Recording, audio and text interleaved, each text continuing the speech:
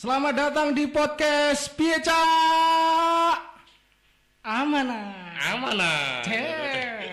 Oke, teman-teman, hari ini kita masyarakat Indonesia, khususnya para supporter di seluruh Indonesia sedang berduka. Pada Sabtu lalu, ya seperti yang kita tahu semua bahwa tragedi Kanjuruhan telah merenggut ratusan nyawa. Nah, di depan saya ini, yang bersama saya ini adalah salah satu supporter Aremania dari mana, Mas? Jombang. Jombang. Oke. Jadi mungkin awalnya gini, Mas. Boleh diceritakan awalnya jatuh cinta sama Arema itu gimana sih, Mas? Sampai jatuh cinta ini. Lanjut ya, Mat ya. Jel. Jadi gini sih, kalau awal cinta Iya. dari kecil, belum kecil sih, masih embrio katakan Iya, gitu. embrio. Ibu Jombang gitu kan, Ibu Mas. Jombang. Bapak Malang gitu. Jadi apa ya? Suatu kecintaan yang memang diturunkan dari seorang dari bapak gitu kan. seorang bapak. Iya. Juga jadi udah dari TK gitu kan, itu udah dikenalin gitu kan. Arema gitu kan. Tapi ya memang karena jarak gitu kan, mungkin hanya Jombang Malang. Jombang Malang gitu kan. Jadi hanya beberapa kali gitu dalam satu musim, cuma bisa untuk melihat ke sana gitu. Terus tumbuh kembang SMP gitu. Kok gini-gini aja hidup di Jombang gitu kan. Iya. Pindahlah sekolah ke Malang gitu kan. Nah, salah satu penyebab kenapa harus pindah ke Malang gitu. Iya. Biar bisa lihat Arema ya. Oh gitu. Ya, Berarti memang bukan karena orang tua pindah terus ngikut ke Malang atau enggak, kalau orang karena tua, Arema. Iya, kalau orang tua tetap di Jombang gitu Ngeri kan. nih, Bos. Saya harus sekolah di Malang gitu kan. Alasannya apa gitu? Karena ya kita kan tahu pendidikan di Malang lebih maju daripada Jombang gitu. Iya. Padahal ya karena biar bisa lihat Arema lebih sering gitu kan daripada biasanya. Itu apa namanya? Alibinya Gitu. Iya. Jadi gini, Mas Lotri. Ini kan kemarin pada Sabtu lalu lah, usai pertandingan antara Persebaya dan Arema FC ini terjadi tragedi yang mungkin hanya pertama kali di Indonesia. Bagaimana di ajang sepak bola ratusan nyawa melayang. Itu ada sekitar data kepolisian 125. Nah, Mas Lodri sendiri sebagai Aremania melihat fenomena ini apa sih, Mas? Seperti apa sih, Mas?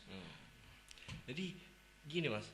Ya pertama saya juga mengucapkan bela sungkawa sedalam-dalamnya untuk seluruh korban atas tragedi kelam di Kanjuruhan kemarin, dan juga semoga keluarga yang ditinggalkan diberikan ketabahan dan juga kesabaran. Amin. Jadi mulai saya TK hampir SD dikenalkan Arema oleh bapak saya gitu kan.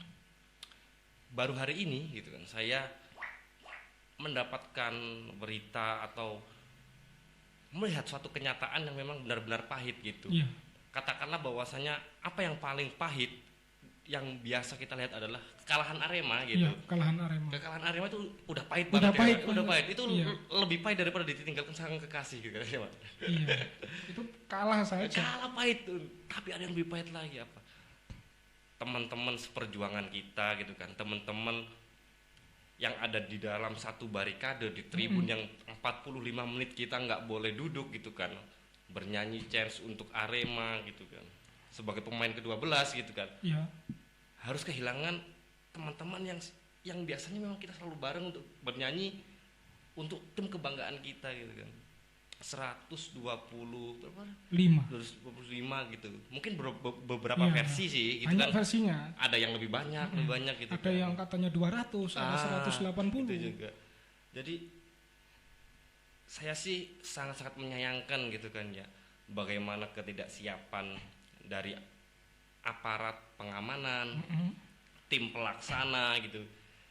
Dan juga kita nggak mungkiri bahwasanya teman-teman Arema juga apa ya, terlibat gitu kan, sedikit Terlibat. kesalahan gitu Oh, kan di memang dalam. ada sedikit kesalahan. Ada salah, tapi apa ya, kesalahan yang timbul karena kesalahpahaman gitu. Iya, iya, iya, Nah paham, itu paham. jadi hal yang memang seharusnya itu apa ya, kemarin itu aslinya kan berakhir dengan 3-2, it's okay gitu kan. Hanya teman-teman menyayangkan, yuk dari official Arema nih, apa dari official Arema gitu kan, kita berbenah yuk gitu, ayo kita koreksi lagi di mana yang salah gitu kan.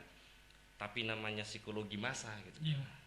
Jibun datang turun lapangan dan penyikapan salah paham lagi dari pihak pengamanan gitu. Jadi hal yang sangat-sangat disayangkan gitu.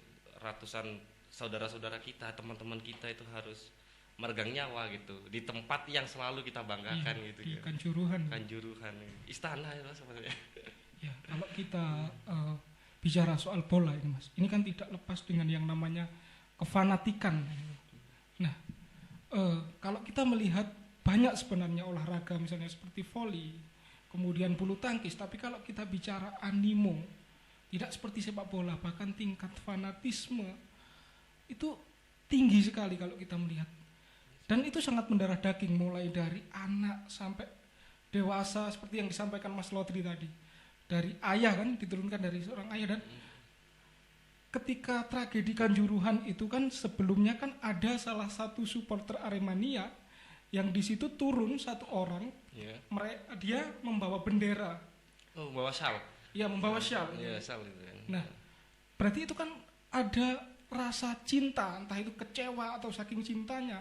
Nah, kalau Mas Lodri membaca ini, kok sampai ini terjadi rasa cinta atau rasa fanatik yang luar biasa di sepak bola ini, bagaimana sih Mas? Jadi ini sih, kalau kita pukul mundur ke belakang gitu, bahasanya memang kita tidak lepas daripada apa ya, suatu sistem yang memang ini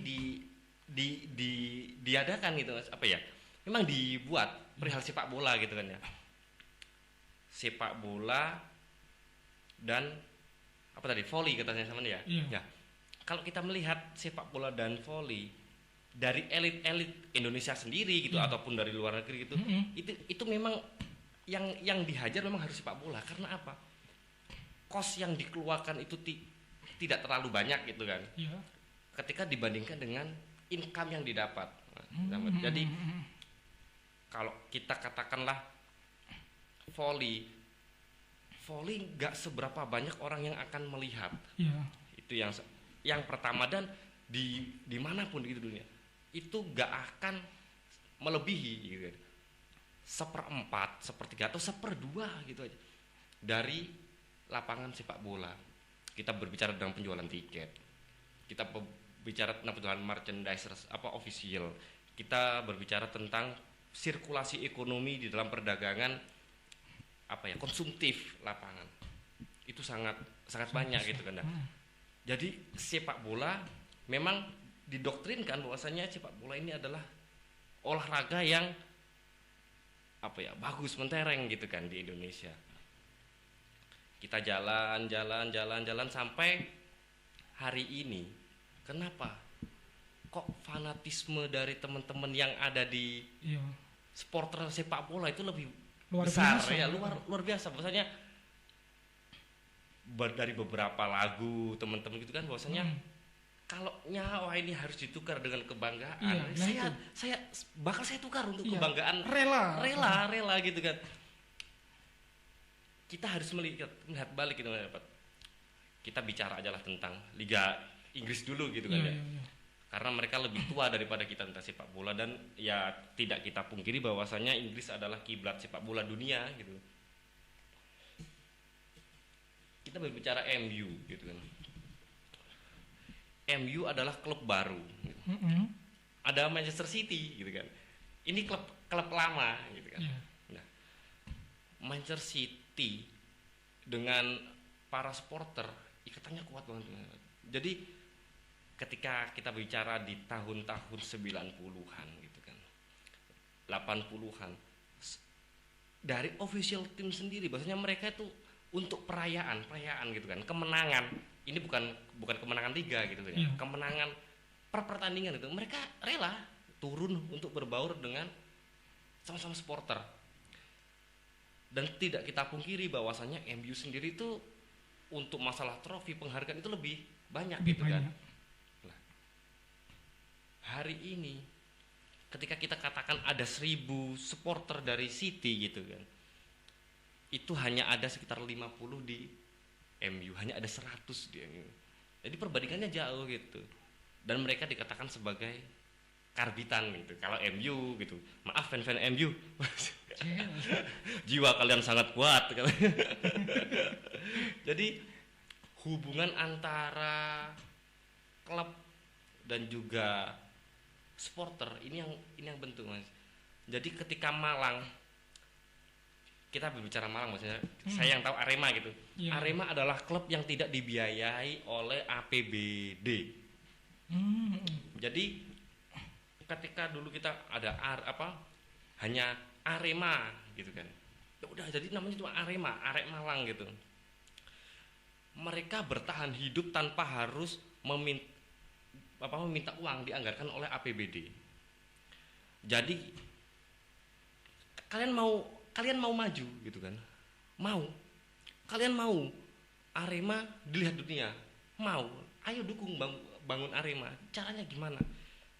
Kita sebagai orang Malang yang disatukan oleh sepak bola, ayo kita berangkat dukung Arema agar Arema ini besar.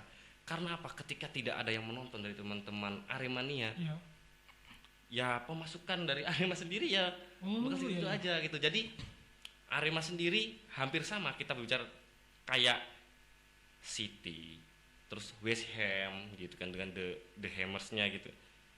Jadi ikatan mereka kuat. Jadi antara official turun, terus dari supporter ke tribun itu mereka saling bergantian untuk saling bersilaturahim, saling support terus. Jadi ya itu tadi, kita Mas gini kan, aku sama sampean akan terjalin hubungan yang kuat ketika kita bisa melewati masa-masa sulit bersama. Berarti harus ada berbanding lurus antara supporter dengan yang didukung. Yang didukung. Jadi ketika Arema kesusahan perihal finansial karena tidak didukung oleh APBD, di situ hadir Aremania. Kapan ya? Ambil aja di sekitar tahun 2014. Harga tiket ekonomi di Surabaya, di Kediri katakan gitu kan, di Pasuruan itu seharga 20 ribu untuk ekonomi gitu kan ya. Di Malang itu udah 45. Perbandingannya kan sangat jauh gitu. Dan ya kita mau gak mau ya kita harus dukung Arema gitu kan. Tidak hanya kita dukung ini loh aku Aremania, dan enggak, kita juga berpikir bahwasannya bagaimana Arema ini finansialnya tercukupi dengan kedatangan teman-teman gitu kan, dari supporter. Lah karena kedekatan itu, jadi apa yang dirasakan oleh Arema juga dirasakan oleh teman-teman gitu kan. Jadi ketika kayak kata Saman tadi, ada satu supporter yang turun. Jadi gini Mas, ini kronologi kan ya. Kronologi. Walaupun saya nggak ikut di sana, saya waktu kejadian itu kan udah ada janji ngopi aslinya gitu kan, tapi nggak jadi gara-gara dapat kabar gitu kan. Teman-teman kena musibah gini, tapi belum ada konfirmasi untuk yang meninggal, untuk yang enggak, cuma kena musibah gitu. Jadi antara ramai dengan supporter atau memang ada kecelakaan aja di dalam tribun gitu. Ada satu temen itu dari tribun kalau nggak salah selatan turun bawa salib. Dengan pertama dia sudah menunjukkan gestur bahwasanya dia meminta maaf. Dan yang dikatakan oleh teman-teman, berita yang beredar di kalangan Aremania bahwasanya dia memohon gitu kan kepada Arema, ayo coba kita koreksi lagi gitu kan. Dievaluasi lah. Evaluasi lagi. Menyampaikan Ya. itu. Ayolah mohon kita evaluasi lagi. Jangan berpikir tentang yang adalah kan rame di dalam manajerial Arema sendiri perihal tentang finansial gitu kan. Oh iya, Ya. internal berarti. Ya internal, tapi bukan masalah kekurangan uang gitu kan, masalah ya sebagai lahan atau gimana saya nggak tahu. Bahwasanya kita nggak harus berbicara tentang finansial gitu. Kita perbaiki Arema ini, kita evaluasi gitu kan. Ketika kita bermain bagus gitu kan, nggak usah mikir finansial gitu. Mereka akan datang kepada kita. Lalu dua orang turun lagi gitu kan, sama dengan turun lagi lah. Yang dari Tribun Selatan ini yang nggak tahu gitu kan, tapi mereka nggak turun. Ketika 3 orang dari Tribun Selatan ini turun, polisi datang gitu kan untuk mengamankan. Nah, kita kan kalau kita merujuk kepada aturan FIFA gitu kan, safety and security gitu, bahwasanya ketika pengamanan harus seminim mungkin. Nah, seminim mungkin dalam artian bahwasanya ketika tidak dalam keadaan huru-hara itu mungkin satu polisi bisa menghandle untuk 5 orang. Tapi ketika turun 3 orang, kenapa harus 10 sampai 15 polisi yang turun? Dan di aturan FIFA juga di dalam pasal 19, tapi nggak tahu yang poin berapa saya lupa, bahwasanya polisi harus menunjukkan bahwasanya yang mereka tangani bukanlah ancaman. Dalam artian gini ya, ketika Saman jadi polisi gitu, untuk mengamankan saya, Saman nggak boleh pakai helm, nggak boleh bawa tameng, nggak boleh bawa apa itu pentungan, itu nggak boleh. Terus memang tangan kosong. Tangan kosong. Jadi seminim mungkin membawa armor gitu kan. Jadi untuk apa? Bahwasanya supporter ini biar menganggap bahwasanya kita bukan ancaman untuk polisi gitu kan. Dan polisinya harus mengamankan secara humanis gitu kan. Mari mas, jangan masuk gini gitu. Tapi pada keadaan itu yang saya katakan tadi terjadi, bahwasanya 3 teman-teman sudah turun di bawah, polisi mengamankan tapi mereka bawa helm sama pendungan gitu. Bahwasanya oh jadi 3 ya, yang di Tribun Utara ini mas menganggap bahwasanya itu tadi loh, mengamankan hanya 3 orang membawa pendungan gitu, membawa helm, loh berarti ini ada hal yang nggak wajar gitu kan. Bahwasanya oh 3 orang ini ancaman gitu. Turun semuanya ikut turun yang dari utara. Jadi utara. Dari utara ganti polisi itu dipukul mundur gitu kan. Lah gara-gara hal itu jadi untuk 3 orang ini memang kalau katakan salah memang salah gitu kan. Yang memicu gitu kan, dia kalau kita bukan pelaku, nggak ada pelaku di situ gitu kan, korban semua gitu kan. Jadi 3 orang turun, pengamanan juga mengambil sikap itu tidak sesuai dengan aturan yang memang ditetapkan oleh FIFA. Dan mungkin untuk polisi-polisi yang mengamankan teman-teman yang turun dari Tribun Utara itu, Anda nggak baca itu aturan dari FIFA gimana. Lihat juga komandannya ini dia nggak baca kayaknya gitu. Hanya soal gas air mata itu itu juga masuk gitu kan. Untuk yang seingat saya ada poin bahwasanya polisi seminim mungkin. Ya terus itu nggak dilakukan. Untuk yang kedua bahwasanya polisi harus berada di paling bawah dan terlihat oleh supporter. Bener, soalnya polisinya kan di bawah tribun dan berkeliling bisa dilihat dari atas gitu kan. Itu benar sesuai dengan aturan regulasi FIFA. Dan itu kalau nggak salah ini ya, polisi itu kalau menjaga harusnya menghadap ke supporter ya mas ya. Benar. Dalam aturan. Ya. Nah tapi kalau sering kita lihat polisinya itu sering ikut nonton Pak. Ikut nonton pertandingan. Iya. Terus kalau ada pemainnya turun, yuk nggak tahu dia kecolongan dia. Kalau sudah kecolongan, dia akhirnya melakukan tindakan-tindakan yang represif itu. Jadi kayak aturan tadi kan memang dia udah di paling bawah itu bener. Dan itu tadi kan bener apa? Iya. Menghadap ke supporter. Iya. Karena apa? Antisipasi dan controlling gitu kan. Paling bisa dilakukan dari bawah. Dari bawah gitu kan kelihatan semua kan Nah. itu Mas kalau menghadap. Kita nggak mungkin ke katakanlah satu tribun gitu ya. Satu tribun kan ada pintu masuk dari bawah gini. Nah, ini kan ada pintu masuk lagi gini untuk yang ke tribunnya gitu. Lalu ada pagar kan. Nah, ketika hanya polisi yang berada di tribun untuk ngontrol, lah ketika polisinya berada di paling kiri, lalu ada unsur-unsur yang mengarah kepada chaos Iya. di paling barat gitu kan ya, apa di paling kanan, apa dia bisa lihat gitu kan jauh. Tapi ketika yang pengontrol itu dari bawah yang lihat ke atas itu lebih bisa dilihat lah gitu. Soalnya kan tribun kan gini ya Mas ya. Iya. Nah, jadi bisa lihat apalagi gas air mata gitu. Saya nggak tahu kok polisinya kok. Nah iya, itu kan apa ya?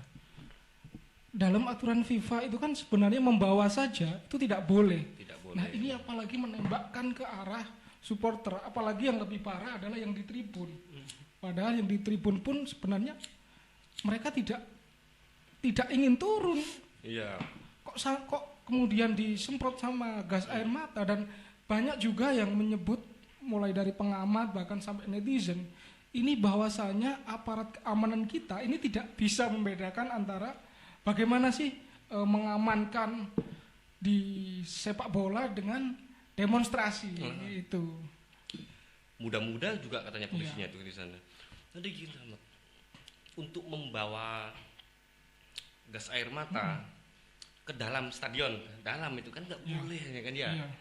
Kita sama tahu bahwasanya aturan FIFA memang melarang membawa gas air mata di dalam stadion. Tapi walaupun dilarang, ini menurut saya pribadi ya, saya juga nggak tahu ada aturan yang memang membolehkan atau tidak dalam keadaan tertentu, saya nggak tahu. Tapi ketika memang itu untuk mempertahankan diri pihak pengamanan, saya tetap mengiyakan iya boleh, tapi selama itu untuk mempertahankan diri gitu kan. Jadi ketika di tengah lapangan polisi 3 dihajar oleh supporter, ada gas air mata, saya dukung gitu kan. Sebenci-bencinya kita terhadap pihak keamanan gitu kan, yang biasanya tidak sesuai dengan apa yang kita harapkan di dalam stadion. Kita nggak bisa gitu kan, yang harus kita hajar adalah pihak keamanan. Mereka nggak tahu apa-apa gitu kan, mereka hanya datang untuk mengamankan sesuai surat tugas, udah gitu aja kan. Itu Mas, jadi kenapa dilarang tetap dibawa. Dan hal yang paling lucunya gini aslinya, ketika kita bicara di lapangan, seharusnya tempat paling aman di dalam lapangan adalah tribun. Iya ya, tempat paling aman. Tempat paling aman. Katakanlah tribun itu zona hijau gitu. Di luar lapangan juga sama, tapi hijau tua, katakan hijau tua. Karena apa? Kita harus melewati pintu keluar. Setiap tribun pintu keluar hanya segitu, tapi kalau berjubel juga bahaya. Jadi aman gitu, tapi kita harus melewati pintu keluar gitu kan. Terus zona hitam itu aslinya di dalam lapangan itu sendiri gitu, kita nggak boleh. Nah, setahu saya Mas, untuk penembakan antisipasi gas air mata, setahu saya gitu ya, menonton Arema, ketika ada yang turun di lapangan gitu kan, itu gas air mata ditembakkan ke lapangan. Nah, ketika lapangan itu penuh dengan gas air mata, nggak bakal turun supporter. Ngapain turun juga? Gitu kan? Karena sudah penuh dengan gas air mata. Bunuh diri dong. Bunuh diri ya, hasilnya gitu. Beda kalau di tribun kemarin, kalau orang-orang nembakkan gas air mata ke tribun. Ketika ada rusuh antar supporter, yang mengindikasi bahwasanya akan ada apa ya, kematian lah katakan gitu. Itu sih masih ya walaupun nggak boleh gitu kan ya, ya nggak apa-apa tembak aja gitu kalau menurut saya. Karena apa? Untuk memecah massa gitu.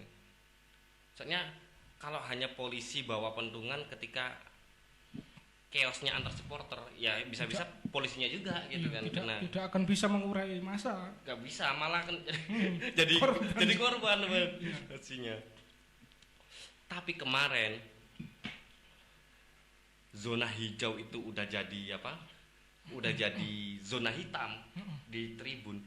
Nah, lucunya kan kalau yang benar di lapangan itu yang ditembakkan gas air mata, maka supporter akan kembali ke tribun. Nah, ketika tribun ditembak gas air mata, lari kemana?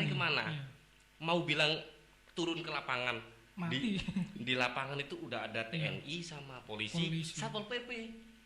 Nggak cari mati, tapi digebukin pasti digebukin. Iya.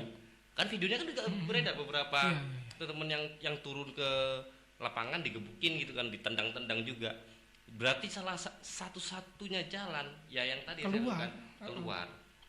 Dan itu pun katanya dari 14 pintu, informasi yang beredar ini ya, 14 pintu keluar, itu yang terbuka hanya 2 pintu. Jadi bisa dibayangkan itu, 42.000 penonton mau keluar dan yang terbuka hanya 2 pintu. Ya. Nah itu kan ngeri juga itu. Jadi kalau saya juga mikirnya gini, kalau dari cerita teman-teman ini,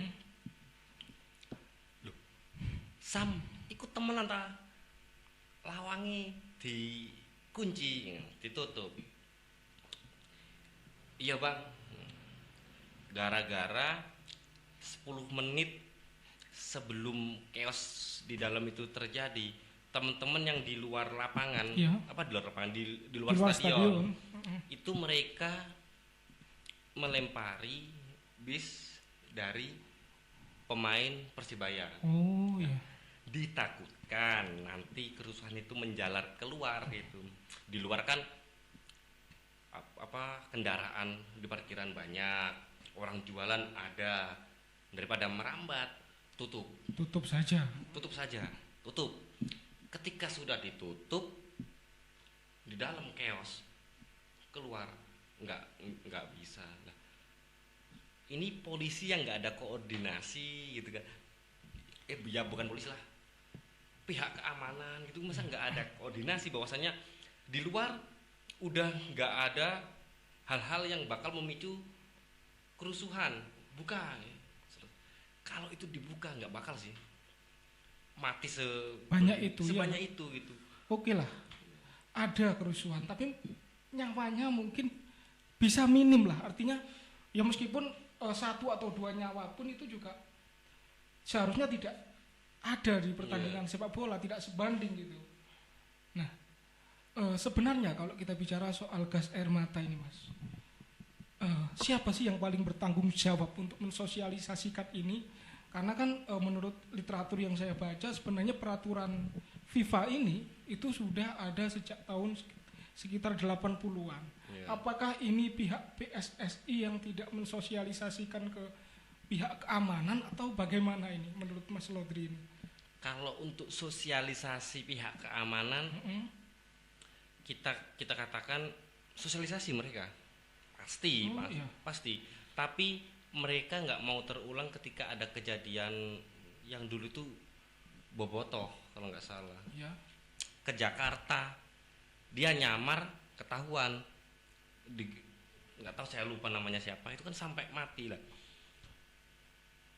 Polisi dibekali beberapa plan untuk melakukan tindakan pengamanan gitu. Menurut saya untuk gas air mata itu memang disiapkan, tapi untuk untuk mengurai massa ketika ada chaos antar supporter. Walaupun PSSI itu melarang kedatangan supporter bonek. Ya, tapi ini kan sejak awal kan memang supporter bonek tidak boleh Mas ke Kanjuruhan. Tapi kok masih dibawa gitu loh. Berarti kan tidak ada benturan antar supporter di sana. Ketika Persija melawan Persib, ada yang meninggal 1 orang itu, yang saya lupa namanya. apakah PSSI tidak melarang untuk kedatangan Bobotoh? Dilarang. Oh, iya, iya. Jadi Bobotoh nggak boleh hadir di GBK untuk menyaksikan pertandingan Persija melawan Persib. Lah, tapi namanya itu tadi untuk satu kebanggaan nyawa akan ditukar. Iya, iya. Mereka tetap datang gitu kan. Meskipun dengan nyamar itu Dengan tadi. menyamar mereka gitu kan. Ya dengan jersinya, the jack dengan tapi tetap ada pada. Nah, itu yang menjadi PR besar itu bahwasanya di semelarang-larangnya gitu kan. Ikatan supporter itu lebih kuat. Lebih kuatnya apa? Kita tahu mana yang memang orang-orang yang biasanya ada di antara kita. Dan mereka biasanya itu tiap tribun itu kenal satu sama lain. Kayak biasanya ada koordinatornya ya, gitu. ada kayak ada kan teman-teman kurva sud gitu kan. Ada yang north gitu. Terus ada yang teman-teman Aremania yang memang menduduki tribun 7 sama 8 aja gitu. Itu yang di bawah papan skor gitu. Jadi kita itu enggak gonta-ganti tribun biasanya, Mas. Jadi berarti memang tribun itu sudah ada punyanya ini misalnya. Bukan punyanya, Mas, tapi lebih ke Tangerang, identitas lah. Iya. Kayak kalau kelompok ini di nomor ini atau bagaimana? Jadi kalau untuk mungkin dari kebiasaan ya gitu ya. Jadi untuk teman-teman yang biasanya penabuh perkusian gitu, mereka di tribun 7 sama 8 di bawah papan skor. Dulu nggak ada aturan kayak gitu dan sampai sekarang ya nggak ada, tapi ketika dikatakan apa yang dicintai dari stadion. Iya, berarti itu terjadi secara alami Secara alami. Jadi teman-teman itu akan menjawab gini, yang pertama yang saya cintai. Baru tahu ini saya. Yang pertama yang saya cintai adalah Chance. Jadi lagu kebanggaan kita itu yang saya cintai. Terus yang nomor 2 yang saya cintai Tribun 7. Karena apa? Di situ rumah saya gitu kan. Ketika saya kan kalau di Malang kan ada istilah second religion gitu. Jadi agama kedua dari teman-teman di Malang itu adalah Arema. Bener gitu. Jadi ngeri. Ketika saya datang ke masjid gitu. Iya. Saya tahu tempat wudunya di mana. Ketika saya datang ke stadion, saya tahu tempat beli tiketnya di mana. Lah, ketika setelah wudu, saya akan sholat. Di mana tempat sholatnya? Ada di situ. Lah, sama setelah saya beli tiket, di mana tempat saya untuk beribadah ketika ada di stadion? Di tribun nomor 7. Ya udah. Jadi ada kecintaan tuh bahwasanya ya di sini. Bahwasanya di tribun 7 ini saya mulai tumbuh, saya mencintai Arema. Di sini. Berarti gitu. itu ada semacam habit yang kemudian tertanam. Ya. Wis nang tribun 7 yo dari awal sampai biasanya gitu. Saya juga seringnya gitu. Jadi kalau saya kan berarti bukan memang dikoordinir sejak nanti kelompok ini di sini, kelompok ini di sini. Enggak. Tumbuh secara alami. Tumbuh alami. Kayak teman-teman di teman-teman yang ada di katakan tribun 14, tribun 13 gitu. Jadi kurva north sama kurva sud kan dulu belum ada, Mas. Tapi karena mereka orangnya itu aja yang di tribun itu kan. Ya udah, mereka sampai seringnya di situ terus ya mereka bikin nama keluarga mereka sendiri gitu kan, namanya kurva sud gitu kan, kurva north gitu. Dan mereka juga ada kepala keluarganya. Kalau kata teman-teman gitu kan, ada kepala keluarga, mana kepala keluarga? Setiap tribun itu pasti ada kayak panggungnya gitu loh, kecil. Itu buat dirijen biasanya, kepala keluarga kita di sana gitu kan. Iya. Berarti memang ketika kita bicara soal bola ini kan tidak bisa dipungkiri bahwa di sana ada cinta yang tumbuh. Tinggal kita bagaimana mengarahkan cinta itu. Karena jujur, Mas, saya juga pernah melakukan penelitian di Sidoarjo waktu itu di tempatnya bonek. Artinya teman-teman bonek ini yang lahir kira-kira itu angkatan 80-an lah. Mereka di sana sampai mendirikan panti asuhan bonek di sana. Berarti kan ketika rasa cinta itu diarahkan dengan benar, maka Hal manfaatnya positif. juga Baik, luar biasa iya. gitu. Dan ikatannya ini sangat kuat sekali ke anaknya dan lain sebagainya. Iya sih. Saya berharap bahwasanya bu, entah itu bilang sepak bola itu adalah agama atau sepak bola adalah suatu kepercayaan yang menumbuhkan cinta antara satu sama lain gitu kan.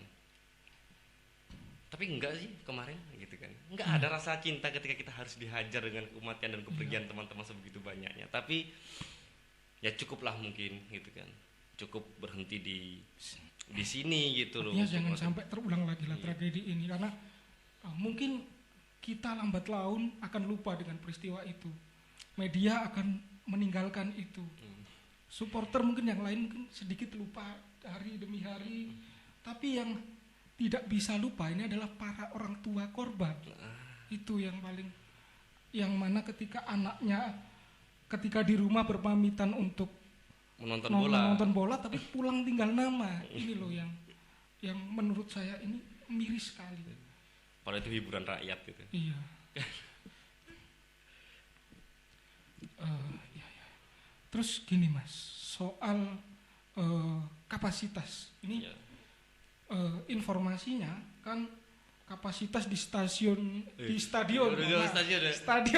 stadion Kanjuruhan Bos. Ini kalau nggak salah itu, mohon dikoreksi ya Mas, Iya, 32.000. Ya. Tapi kemarin kalau kita lihat 38. 38. ribu. Tiket yang terjual itu 42.000. Berarti ada bisnis di sini Nah, yang mengabaikan keamanan dan keamanan. kapasitas. Itu bagaimana Mas? Jadi kalau untuk tiket yang dijual, kita bukan yang bicara yang terjual. Ya. Yang dijual itu 42.000 dan sudah terkonfirmasi ke pihak ofisial Arema. Padahal kalau untuk ukuran kapasitas stadion aslinya itu nggak ada hitungan pasti Mas. Tapi kan kita soalnya kan hanya sedikit untuk VIP yang ada tempat duduknya. Nah, yang bisa naik turun itu ketika kita bicara yang ekonomi, karena mereka nggak ada tempat duduk gitu kan. Jadi kayak tanggaan gini aja, ya itu kan. Tapi kalau kita kalkulasi dengan selebarnya stadion Kanjuruhan segitu gitu kan, untuk satu orang duduk dengan diameter 50 sampai 60 cm gitu kan, itu ketemunya 38, lebih sedikit, nggak sampai 38.100 orang, nggak sampai kok. Tapi kenapa juga dari pihak ofisial gitu kan harus menjual tiket 42.000 gitu kan. Walaupun gini, walaupun nanti ada jawaban gitu kan ya. Loh iya Mas, kita 42.000 itu mencetaknya, menjual itu loh nggak habis semua lah. Tapi ketika official mencetak 42.000, berarti kan dia sudah ada perhitungan bahwasanya was nggak apa-apa kita jual 42.000 aja gitu kan. Jadi kan udah ada niat untuk menjual lebih dari kapasitas gitu kan. Kalau saya walaupun hanya niat gitu kan, walaupun kemarin yang terjual itu hanya 30.000 katakan.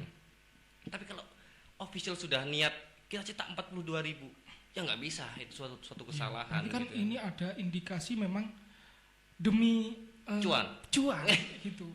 Terus informasinya lagi bahwasanya dari pihak keamanan sendiri sudah memberikan surat resmi kepada pihak Panpel bahwasanya agar pertandingannya itu dilakukan pada sore hari untuk meminimalisir terjadinya hal-hal yang tidak diinginkan. Tapi kan itu juga diabaikan. Nah, sengkarut ini kan juga berarti ada miskoordinasi di sana. Jadi itu bagaimana? Jadi kemarin memang kita sempat lihat sih ada surat yang memang ditujukan kepada panitia pelaksana gitu kan, bahwasanya kami dari pihak kepolisian gini Jawa Timur memberi masukan untuk memajukan pertandingan itu di sore hari, di kick off itu jam 3:30 gitu kan. Lah, tetapi kita juga bicara bahwasannya teman-teman PSSI gitu kan yang sudah bekerja sama dengan TV, TV juga tidak akan semena-mena bilang oke, iya kita rubah di jam 3:30 gitu kan, karena itu di weekend. Ratingnya Nah, rating prime time ketika weekend itu memang di jam apa ya, Sabtu Minggu itu memang prime time itu di sekitar jam 7 itu sampai jam 10. Itu jam 10 itu udah jam 10 ke atas maksudnya, itu udah nggak jadi prioritas. Dan sponsor TV itu sudah dapat income apa namanya dari sponsor. Jadi ketika 45 menit mereka bermain, 15 menit kan turun minum, itu kan ada sponsor ya. di televisinya. Itu mereka udah jelas, udah transaksi bahwasanya harga untuk 30 detik iklan di jam segini itu segini. Di jam berapa? Katakan di jam 8 lebih sedikit jam segini, itu udah. Tapi ketika pindah bukan di jam prime time gitu kan, TV ini akan ya tetap dia mendapatkan masukan dari sponsor, tapi nggak sebesar ketika prime time. Berarti ini kesimpulannya lagi-lagi karena cuan lagi, cuan dan juga rating gitu kan. Jadi televisi itu yang pertama, itu yang kemungkinan apa ya, suuzon kita gitu kan. Kusnudonnya kita bicara bahwasanya terlalu banyak orang yang harus apa ya, dikumpulkan, dikoordinir untuk merubah jam tayang, jam kick off, itu terlalu banyak itu. Itu juga sulit juga ya. Juga sulit karena apa ya, ketika kita berbicara televisi dengan sponsor itu mereka pasti tekan gitu kan, itu harus diperbarui lagi gitu kan. Terus untuk teman-teman PSSI itu juga harus melakukan koordinasi lagi. Kalau polisi mereka jelas sudah terkoordinasi karena mereka yang menyampaikan bahwasanya jam kick off harus apa ya, bukan harus ya, kita jadwalkan di 3:30 gitu kan. Tapi itu terlalu banyak dengan waktu yang mepet gitu. Mereka nggak mau ambil risiko gitu kan. Nah, gini Mas, dari yang disampaikan Mas Lodri tadi, kemudian dari PSSI tadi awal soal gas air mata sebenarnya sudah mensosialisasikan ya begitu kira-kira. Kemudian dari pihak TV ketika ada permintaan jam tayang yang dimajukan juga sulit. Terus dalam tragedi ini menurut Sam Lodri ini, siapa sih pihak yang harusnya bertanggung jawab, yang paling tidak maju ke depan? Ini tanggung jawab saya dan akan saya selesaikan. Kalau kita melihat pemberitaan di media massa dan yang beredar di medsos, semuanya kan mencari pembenaran masing-masing. Polisi ngomong gini, PSSI ngomong gini, ini nyawa loh, ini bukan main-main. Dioper-oper kan. Iya. Jadi kalau untuk siapa yang bertanggung jawab, kita gitu kan, kita insan-insan yang memang mencintai sepak bola itulah yang bertanggung jawab gitu kan. Jangan katakan bahwasanya saya cinta sepak bola, saya cinta Arema, tapi ketika saya melakukan kesalahan saya tidak mengakuinya gitu kan. Ya nggak bisa gitu kan. Itu bukan rasa cinta, itu munafik gitu kan namanya. Apalagi dengan pihak-pihak keamanan gitu. Lucunya saya gini sih, kalau pihak-pihak keamanan itu ketika ada yang satu orang meninggal dalam stadion, itu adalah tragedi gitu kan ya. Tapi ketika yang mati sebegitu banyak, hampir ratusan gitu kan ya, itu hanya sebuah kalkulasi angka gitu kan. Sekarang udah mulai meredup. Kita dihajar oleh apa? Kasus Sambo lah. Itu ya, BBM. Lalu kita dihajar terakhir tragedi di Kanjuruhan. Kalau memang niatnya mengkaburkan atau pengalihan fokus masyarakat Indonesia kepada sepak bola, agar fokusnya tertuju kepada Kanjuruhan gitu kan ya, polisi berhasil. Sangat berhasil gitu kan.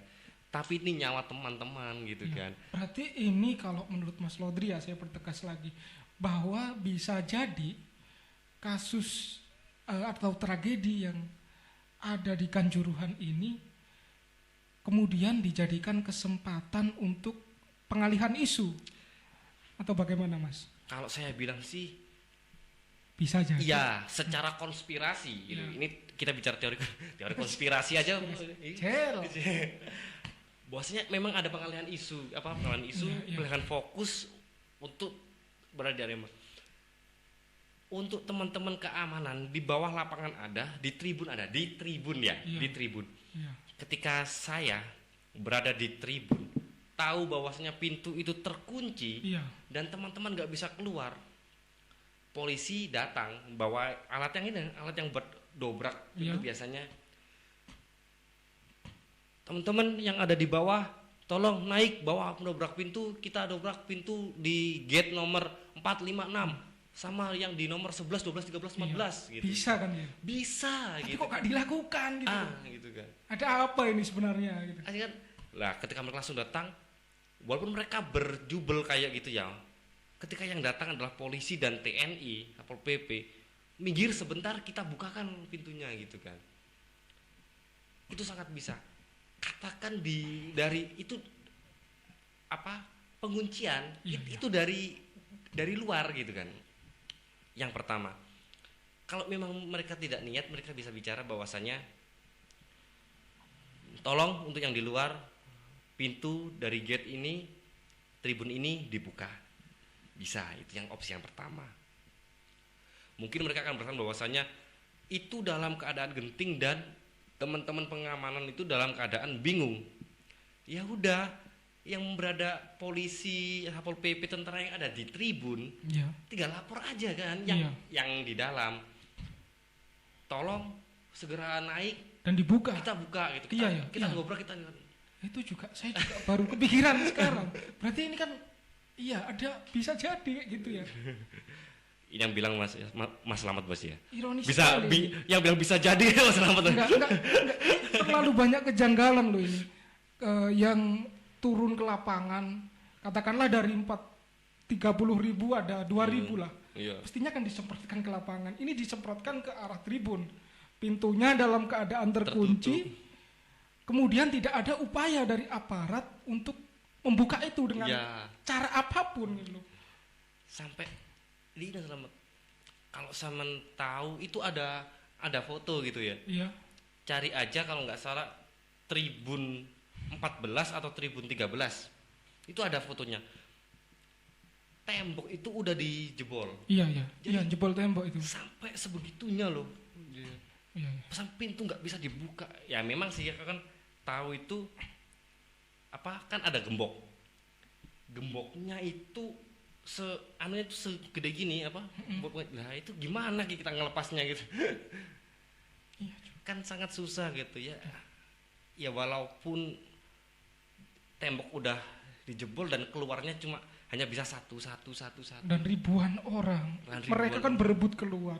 Mereka kalau saya membaca di beberapa literatur bahwasanya gas air mata ini mengandung bahan kimia yang bisa menyebabkan mata perih dan juga sesak nafas. Ya. Ketika orang sudah sesak nafas, yang dicari adalah pintu keluar. Pintu keluar. Karena mereka gas air mata memang buat ini sih sesak gitu kan. Sesak. Tapi ketika kita bisa keluar dari gas air mata itu mungkin masih butuh waktu 2-3 jam gitu ya untuk walaupun nggak terlalu parah gitu kan ya, tapi untuk mengembalikan secara normal gitu kan ya. Itu butuh waktu yang cukup lama itu. Dan gas air mata tuh nggak bisa masuk ke dalam tubuh secara berlebih, memang mematikan gitu kan. Itu juga kemarin sih saya baca di beberapa laman dari Kompas gitu kan. Itu ada kayak gitu. Dan kabarnya juga penyemprotan gas air mata ini tidak terjadi di dalam, tidak hanya di dalam stadion tapi di luar juga. Banyak saksi yang mengatakan bahwa juga ada penyemprotan di sana. Jadi kalau yang di luar sih mereka cuma menjauhkan masa ini tonton Aremania ini dari bis yang Ya, Persebaya. nggak tahu itu dibawa bis apa dibawa barakuda saya nggak tahu, tapi untuk menghindari itu yang pertama. Untuk yang kedua memang menjauhkan massa dari parkir kendaraan, memang gitu. Tapi ya lucu juga Mas, di dalam sudah disemprot, Di ingin luar, keluar ya. itu ingin bebas menghirup udara. Soalnya ketika sebelum Di luar disemprot itu disemprot lagi. udah ada berapa mobil gitu kan, itu yang kacanya pecah gitu, Iya. milik polisi. Ketika ditembakkan ke arah sana gitu kan, bukannya Mereda. malah dibakar. Iya, malah banyak yang dibakar. Malah. Iya.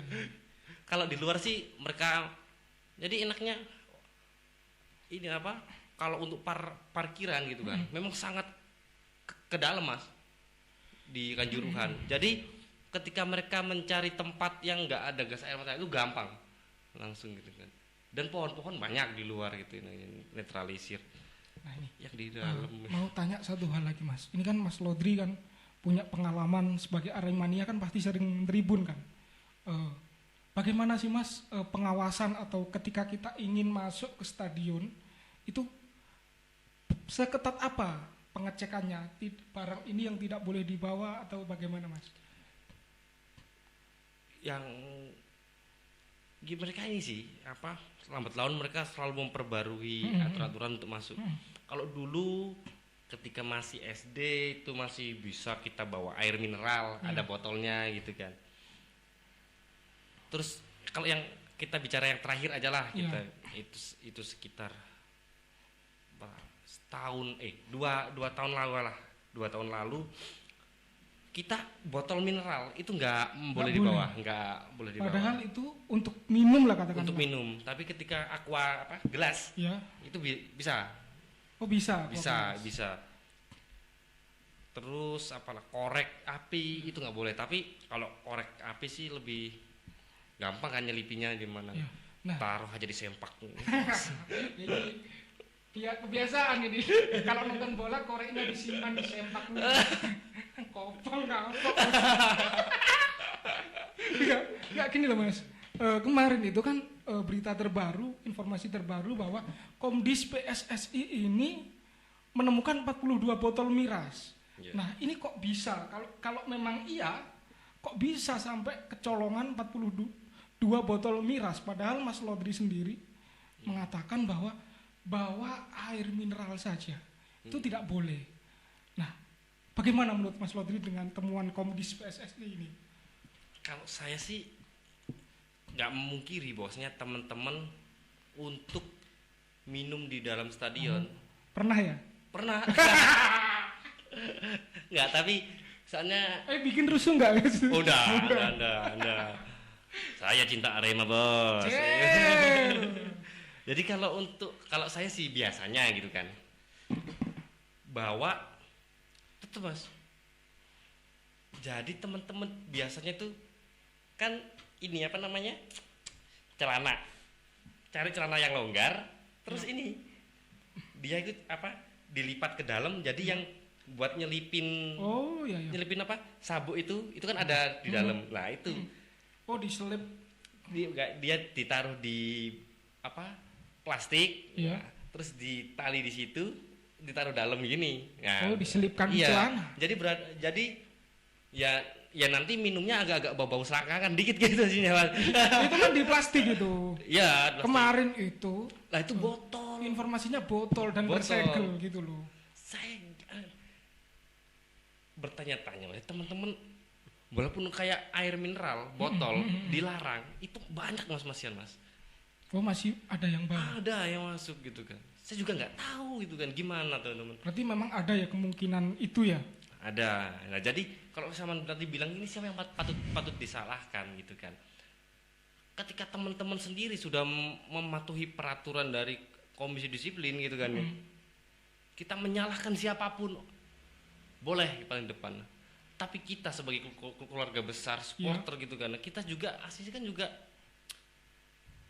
tidak menuruti apa yang menjadi larangan untuk ke dalam stadion itu. Jadi ya nggak bisa gitu kan. Liga Indonesia gitu kan, sepak bola Indonesia itu berbanding lurus dengan kelakuan supporternya. Oh, gitu.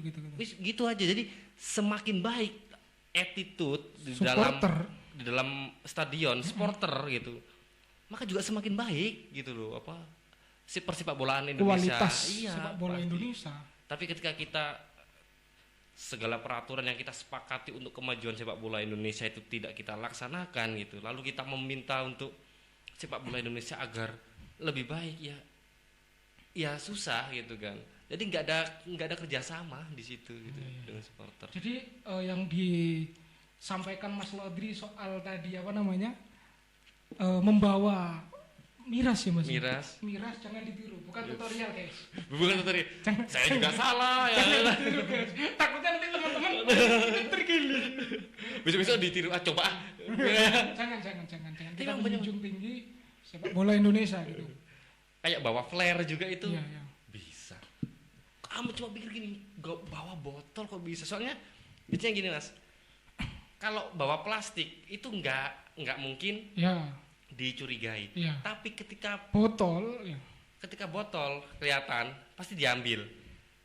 Itu yang pertama. Kalau yang kedua, biasanya dari teman-teman supporter sendiri, mereka itu udah siap-siap bawa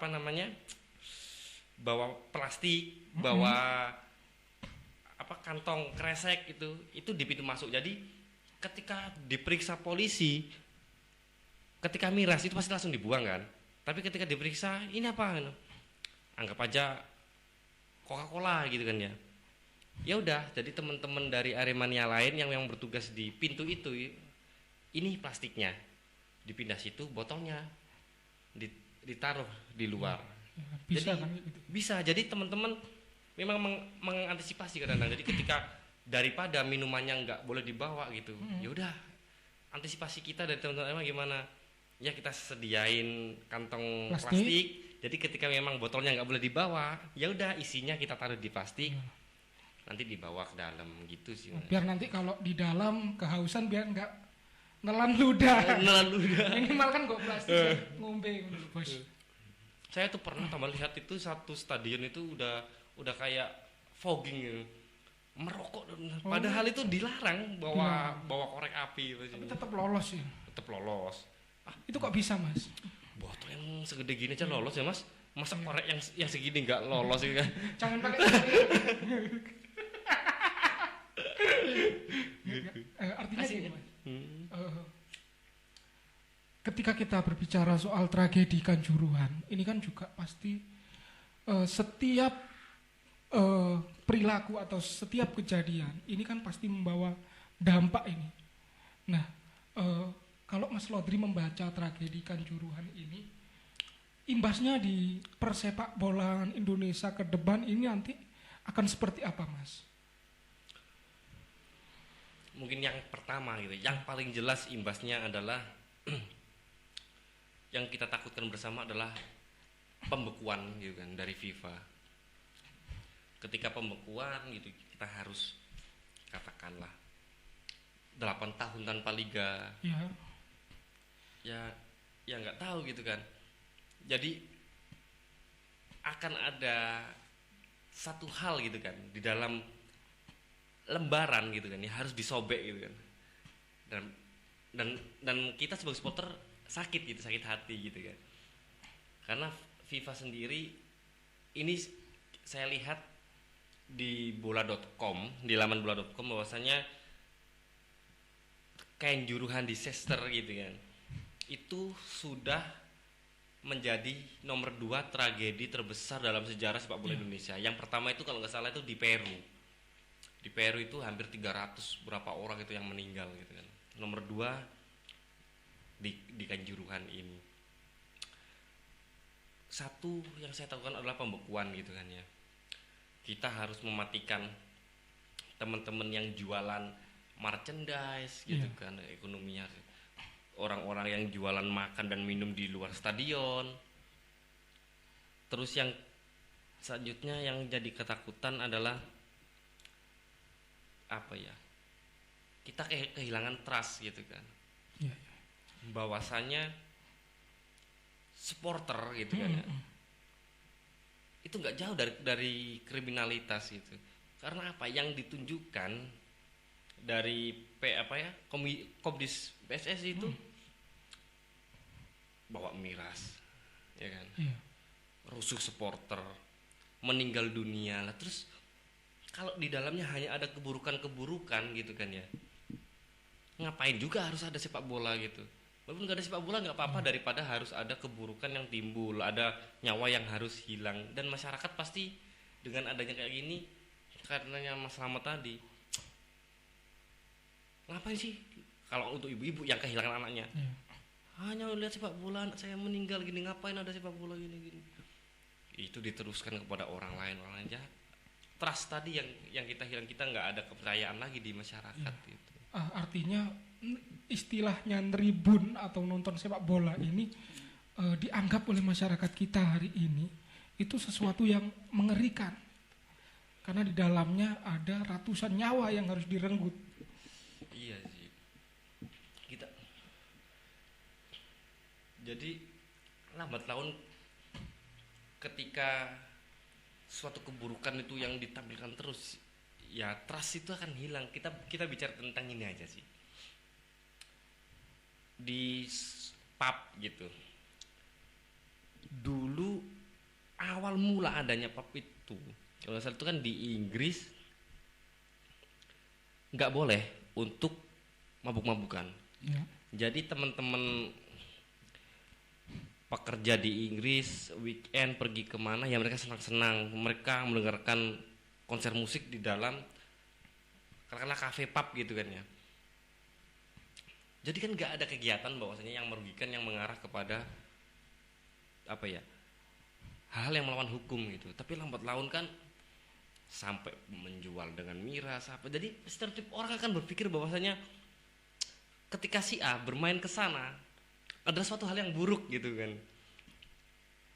Sama dengan sepak bola, ketika kita bermain sepak bola, ketika kita mendukung tim kita untuk neribun, yang kita takutkan bahwasanya stereotip dari orang bahwasanya dia mengarah kepada satu keburukan gitu kan.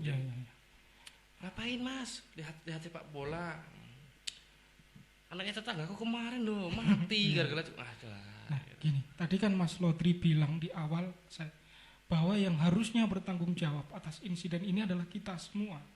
Nah, dari semua pihak yang terlibat di persepak bolaan Indonesia ini, menurut pandangan Mas Lodri, apa saja sih yang perlu dievaluasi untuk sepak bola kita ke depan?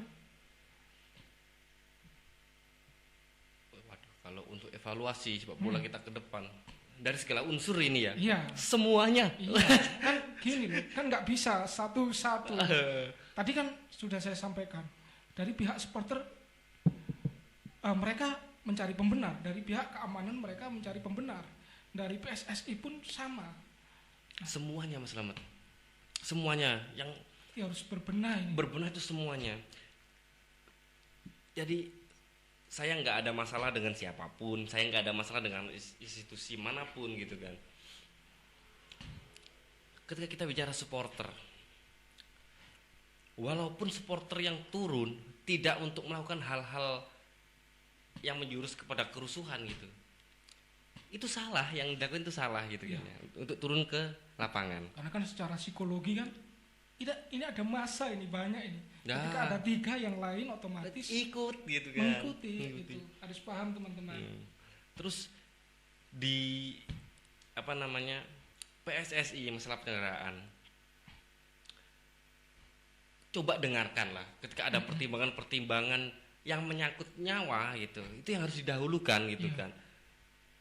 Jadi untuk cuan itu kita taruh nomor 6 aja. Soalnya 1 sampai 5 itu Pancasila. Betul. Jadi cuan itu terakhir lah, kita bicara tentang kemanusiaan gitu kan, tentang nyawa gitu. Lalu untuk komisi disiplinnya juga gitu. Kalau komisi disiplin itu benar-benar menertibkan teman-teman, nggak bakal ada botol miras di dalam stadion, pasti nggak ada gitu. Tinggal ya mereka bisa tertib nggak gitu kan, bisa tertib untuk menertibkan nggak gitu.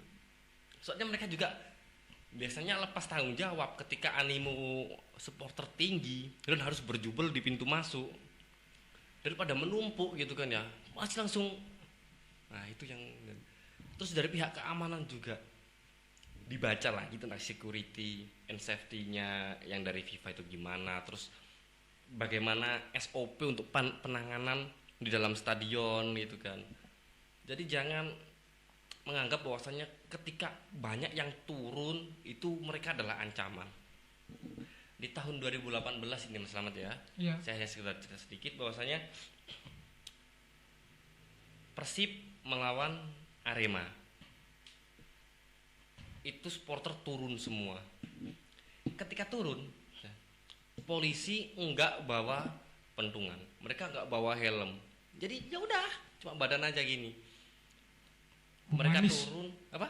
Humanis. Humanis. Jadi mereka bikin kotakan gini kan, bikin kotakan gini. Yang sini enggak ada polisinya. Ya udah turun, mereka gerak dikit gini. Lah teman-teman kan kena kurung babi gitu kan. Ya kekurung, ada yang balik ke ke tribun, ada yang langsung keluar. Lah ini kan gitu. Jadi untuk yang turun ketika 2018 itu saya lihat yang waktu musuh Persib dengan kemarin yang dari tribun utara gara-gara yang 3 turun itu lebih banyak yang ketika melawan Persib itu. Tapi mereka bisa diamankan mungkin karena ada timbal balik dari supporter. Mereka pikir banyak polisi turun tanpa membawa peralatan mereka gitu kan. Jadi kita bukan ancaman, kita hanya untuk diamankan gitu. Kalau polisi udah bawa tameng, bawa helm, bawa armor, bawa pentungan, nah ini kan bisa kan bahwasanya oke, kita siap perang, yuk. Ya, secara psikologi ini seperti ada niat mau perang ini. Nah, maka supporter pun juga terpancing gitu. Terpancing langsung gitu. Susahnya di situ. Untuk itu Mas, PT LIB sama Panpel. Ya. Bagaimana? Mungkin mulai hari ini, kalaupun ya semoga saja FIFA itu nggak membekukan liga di Indonesia gitu kan. BIMTEK lagi gitu kan ya. BIMTEK. Semua ayolah Panpel itu bikin Pak mungkin pasti adalah satu lembaga di dalam PSSI itu yang mengatur bahwasannya kelayakan dan juga pelaporan gitu aja sih. Jadi ketika kayak Arema versus Persibaya harus dilaporkan 3 hari sebelum acara paling lambat gitu aja lah. Jadi untuk Panpel melaporkan jumlah tiket yang tercetak gitu kan. Terus mainnya jam berapa, lewat mana, pengamanannya bagaimana juga, itu harus terlaporkan. Terus untuk teman-teman yang ada di official setiap tim, mereka harus melaporkan secara rigid bahwasanya di sini biasanya kan untuk setiap liga ada yang degradasi, ada yang naik. Ayo pelaporan, berapa kapasitasnya, pintunya di mana aja, annya gimana, aksesnya gimana. Saya nggak tahu PSSI itu punya apa enggak gitu kan untuk pembekalan Panpel gitu kan. Kalaupun ada, kenapa kok harus mencetak 42 tiket? Itu kan kok di ACC juga gitu loh Mas. Itu sih, jadi ya keseluruhan kita nggak bisa. Terakhir Mas, ini kan kabar terbaru juga disampaikan bahwasanya Kadif Humas Polri menyampaikan bahwasanya sudah ada 6 tersangka ini yang ditetapkan dalam tragedi Kanjuruhan ini, dan teman-teman Malang khususnya Aremania mereka juga menginginkan bahwasanya tragedi ini harus diusut tuntas, bahkan terakhir sampai memberikan surat somasi kepada Presiden Jokowi. Nah mungkin terakhir apa yang ingin Sam Lodri ini sampaikan kepada dulur-dulur Arema ini? Jadi saya bukan siapa-siapa di sini kan, hanya bahwasanya saya cinta terhadap Arema gitu, dan saya tidak boleh hanya mengambil Arema aja gitu kan.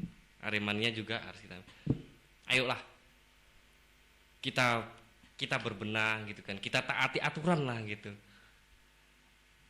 Ketika kita menginginkan sepak bola yang baik gitu kan ya, kita juga harus mentaati aturan yang memang sudah diberlakukan untuk Arema. Dan juga kita sebagai Arema, ayo kita bareng-bareng, kita dorong PSSI untuk berbenah. Official Aremania, official untuk Arema berbenah, Polri juga berbenah. Jadi semua unsur hari ini tuh memang dalam keadaan yang tidak baik-baik aja gitu Mas. Jadi kita harus berbenah masing-masing. Dan mungkin ada satu pesan sih dari saya gitu ya. Percuma dari Polri untuk menawarkan anak-anak anak-anak atau keluarga dari korban tragedi Kanjuruhan untuk jadi polisi. Ibunya itu sudah sakit hati. Ibunya nggak mau nanti adik dari kakaknya yang sudah meninggal menjadi bagian dari orang yang membunuhnya gitu kan. Iya, secara logis kayak gitu. Percuma, ibunya sudah sakit hati, ayahnya sudah sakit hati gitu. Suami atau istrinya sudah sakit hati gitu kan. Jangan ngasih bantuan aja gitu kan. Jangan ngasih, ayo masuk Polri gratis dan jaminan pasti jadi, jangan. 100 berapa? 125 orang yang jadi korban. Coba gitu kan. Satu-satu kita main ke sana, silaturahim. Itu ikatan emosional kita bangun, bukan hanya charity gara-gara korban kita kasih bantuan, kita kasih jadi Polri terus selesai masalah. Bullshit gitu. Mungkin itu Mas. Terima kasih Sam Lodri sudah datang di podcast kami di Pieca di Inspiratif TV, dan mungkin itu perbincangan kami dengan Mas Lodri Fatur Rahman yang kelahiran Jombang tapi sangat jatuh cinta dengan Arema. Cinta itu ditanamkan dari sejak usia anak-anak sampai hari ini.